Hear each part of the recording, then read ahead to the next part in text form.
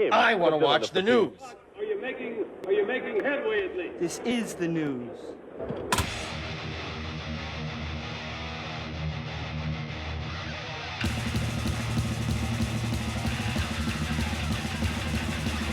Smack-a-mugab, it's time for the only news that matters on Black Sabbath Sunday.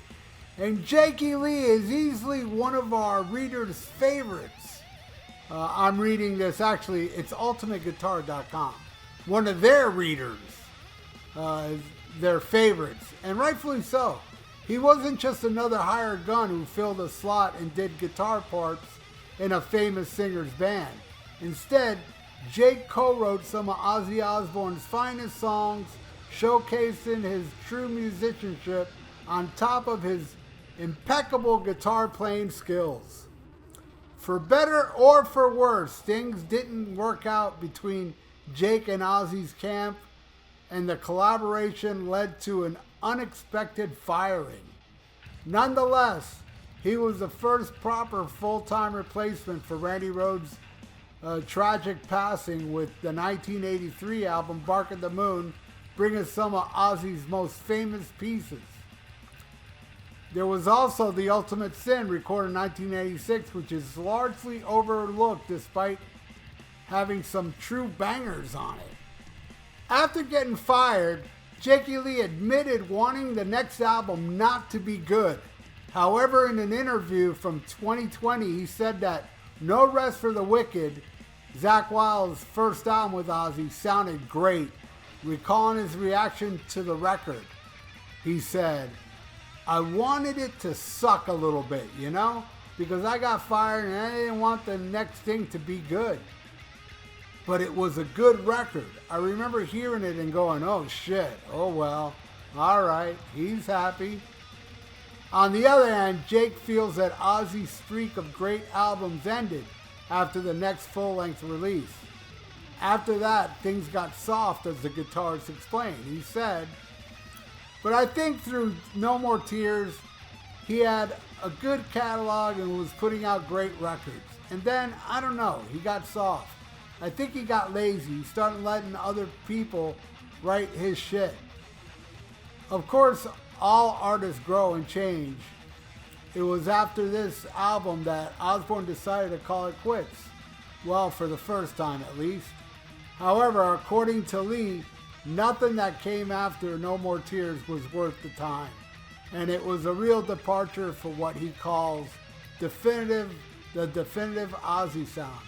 And he concluded by offering, "There used to be a definitive Ozzy sound, and it was that sound with Randy. It was that sound with me. Some of the same vein, but still a little bit different, you know, the sound.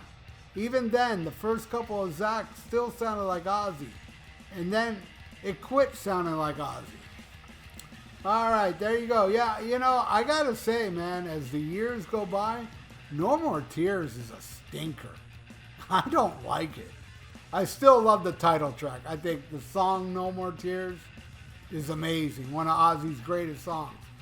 But really, the rest of it is pretty much AOR Ozzy, which continued even more on Osmosis, and then, you know, Black Rain, all that shit. I thought Scream was the best of the later stuff, but Scream also didn't have that Ozzy sound, you know? It had that modern sound, but there were some songs on there I could accept more than anything after No Rest, really. You know, with the exception of the song No More Tears, I think that album's garbage. And I never really was a big fan of it.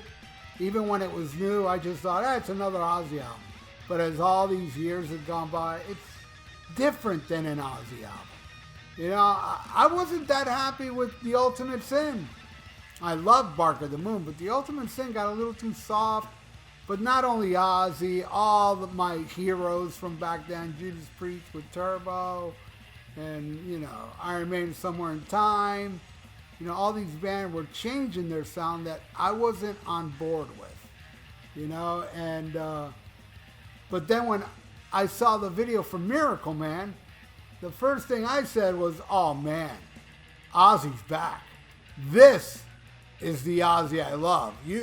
You had that Ozzy all over Bark of the Moon and Diary and Blizzard, the evil Ozzy. And I think the album, was kind of evil in spots, Bloodbath in Paradise. You had your little fun Ozzy songs, and you had your heavy metal Ozzy songs like Demon Alcohol.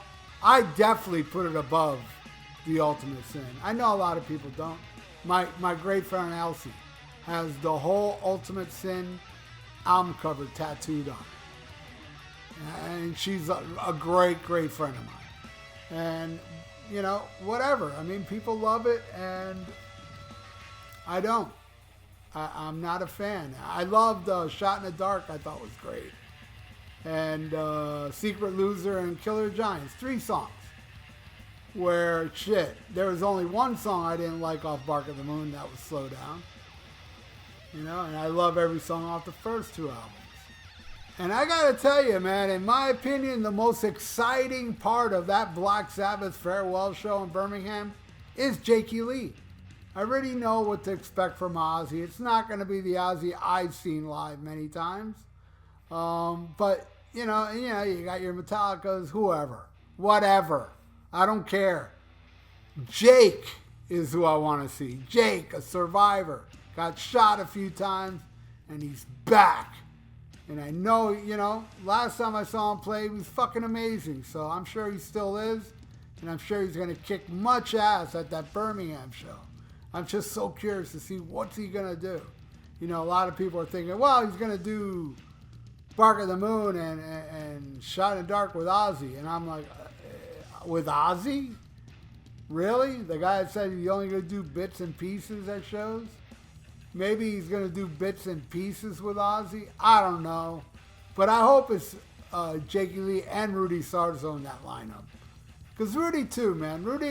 I'm more excited to see Rudy Sarzo and Jakey Lee over anybody on that bill, including Black Sabbath, man. But no, well, I got to take that back.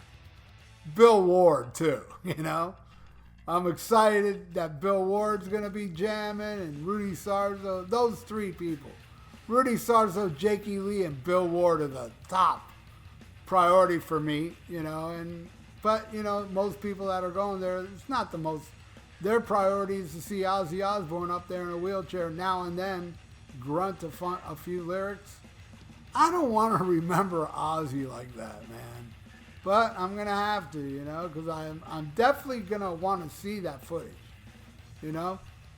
Probably, I don't know. Depending how bad it is, I may not watch it all. But I'm definitely going to watch the Jake part, man, and the Rudy Sarzo. And yeah, hopefully it will be filmed. Hopefully it'll be a pay-per-view or some shit, so then I can watch it, because there's no way in hell I would pay that much they're asking to go see that show, But if I did, it'd be for Jakey Lee, Rudy Sarzo, and the great Mr. Bill Ward. Man, can you imagine that lineup? Jakey Lee, Rudy Sarzo, and Bill Ward, and Ozzy up there doing bits and pieces? That would be awesome. Yes, and I agree with Jake as far as well, he says after No More Tears. I say after No Rest for the Wicked. That to me is the last great Ozzy album. But I gotta say, again, talking about that song No More Tears, there's Ozzy written all over that song. I hear a lot of Ozzy in that tune. But not the rest of the album. Not Mr. Tinker Train or Mama I'm Coming Home, Road to Nowhere, Time After Time. I don't like any of those songs. Well, Mr. Tinker Train I do. But,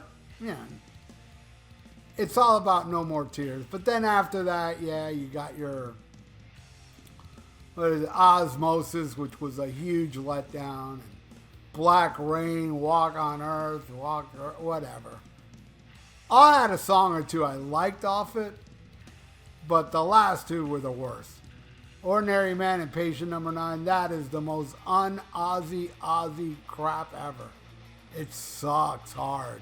But hey, some people like it, and if you do, leave it in the comments below. And thank you so much for watching the only news that matters. And seriously, I'd like to know what you all think. Leave it in the comments below. And please subscribe to my channel if you haven't. And ring that little notification bell. And like the video. It's good for the YouTube algorithms. So stay frosty. Listen to Jakey Lee. And smack 'em a gob. Farewell and adieu to you fair Spanish ladies. Farewell and adieu, you ladies of Spain. For we've received orders for to sail back to Boston.